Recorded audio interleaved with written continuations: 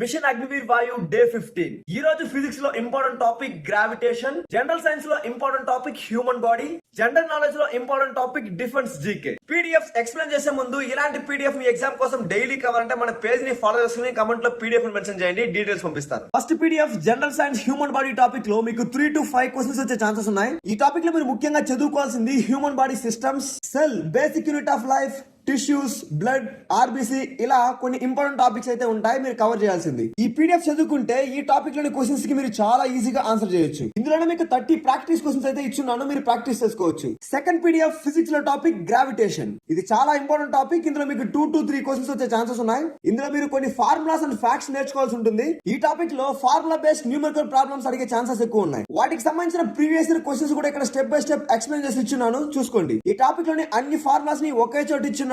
అదే విధంగా 30 MCQ practice questions ఇచ్చున్నాను, మీరు ప్రాక్టీస్ చేసుకోండి.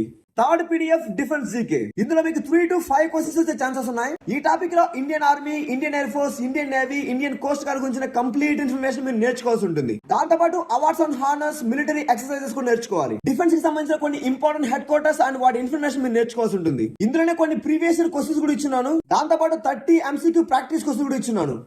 నేను పంపించే పీడిఎఫ్ ప్రతిరోజు చదువుకోండి, ప్రాక్టీస్ చేయండి, ఎగ్జామ్ ఈజీగా క్లియర్ అవుతుంది.